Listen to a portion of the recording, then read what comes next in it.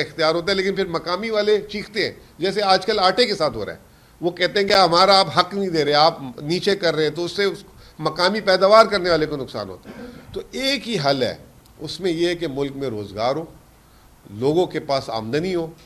और जैसे मैंने अभी एक मिसाल दी थी कि जो है जेब में पैसे होना तो महंगी चीज़ भी सस्ती है, और पैसे ना होना तो 80% सेल में भी वो महंगी होती है चीज़। मुझे याद है कोविड के दौर पे मैं जो है ऑनलाइन कपड़े ख़रीदता था, तो वो जो है 80% उस पर डिस्काउंट लगा होता था और वो बिकती नहीं थी। और अभी आजकल के दौर में बाहर वो कोई चीज़ हो तो 20% डिस्काउंट हो तो स्टोर में कोई जगह नहीं मिलती, क्योंकि लोगों की जेब में पैसे। तो मैं हमेशा से समझता हूँ कि लोगों की आमदनी जो है बेहतर होनी चाहिए, रोज़गार होना चाहिए, और ये हुकूमत उसमें बुरी तरीके से नाकाम हो गई है। अब सिस्टम रिस्पॉन्ड नहीं कर रहा। अब ये 7 रुपये बिजली जो सस्ती हुई है उससे बिजली की कंजम्पशन नहीं बढ़ी। अब वो ये इसमें आर्ग्यूमेंट दिया जाता है कि सोलर है, ऐसी बात नहीं है। कारखाने सोलर पे नहीं चल सकते। चलो एक मकान वाला चल सकता है, 5 मरले वाला, 10 मरले वाला, 2 कनाल वाला, 4 कनाल वाला। कारखानों को मैसिव बिजली चाहिए होती है। कारखाने बंद हुए हुए आपके, और कारखानों में इस्तेमाल होती है। कारखाने लग नहीं रहे, सरमायाकारी आ नहीं रही, सिस्टम रिस्पॉन्ड नहीं कर रहा। ये सवाल है, सरमायाकारी बाहर से आ नहीं रही, चाहे वो जो है बोर्ड ऑफ इन्वेस्टमेंट हो, चाहे SIFC हो, चाहे शहबाज शरीफ हो। मुझे शहबाज शरीफ साहब बता दें कि मेमोरेंडम ऑफ अंडरस्टैंडिंग के कब्रिस्तानों के अलावा उन्होंने किया अभी तक? क्या किया उन्होंने, कहां से डिलीवर किया अभी तक? सर मेरा क्वेश्चन ये है कि गवर्नमेंट जो भी आती है, जैसे आती है वो पता है कि यहाँ पे कैसे आती है, कैसे जाती है, पता ही नहीं चलता। लेकिन जो IMF है, वर्ल्ड बैंक है या FATF है, इन पे इन्हिसार करने के बाद किसी भी गवर्नमेंट को लाभ उठाने, जो फाइनेंशियल स्ट्रक्चर बनाया गया है, माशी जो ढांचा यहाँ पर बनाया गया है, गवर्नेंस का जो सिस्टम है और नुमाइंदगी है पब्लिक की, पब्लिक रिप्रेजेंटेटिव की, या तो पार्लियामेंट या तो माशी की, वो सिस्टम सपोर्ट कर रहा है कि हम आदमी को सपोर्ट हो, महंगाई कम होगा। अभी आज की आपको एक खबर दे दूं, डी न्यूज़ की है, मेहताब हैदर साहब ने लिखी है कि IMF की जो MD है, IMF का इजलास चल रहा है इस वक्त वहाँ 6-7 वो स्प्रिंग सीजन चल रहा है, जिसमें औरंगजेब साहब भी गए।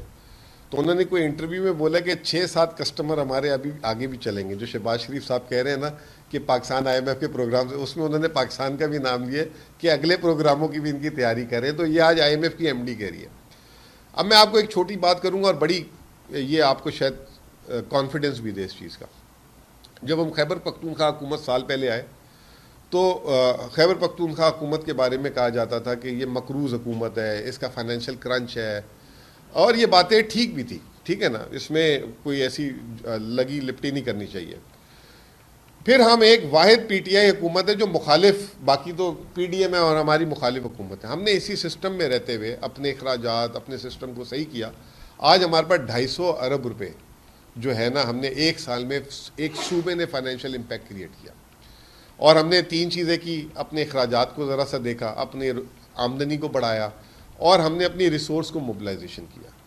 इससे मुझे एक यकीन मिल गया, और वो यकीन ये मिल गया कि खैबर पख्तूनख्वा जो कर्ज़ लेने वाला सूबा था, इस साल से कर्ज़ उतारना शुरू कर दिया इसने। 150 अरब रुपये, 700 अरब रुपये हमारा मजमूई कर्ज़ है, उसमें से इस साल मैं 150 अरब रुपये कर्ज़ के बराबर रकम साइड पर कर दूँगा।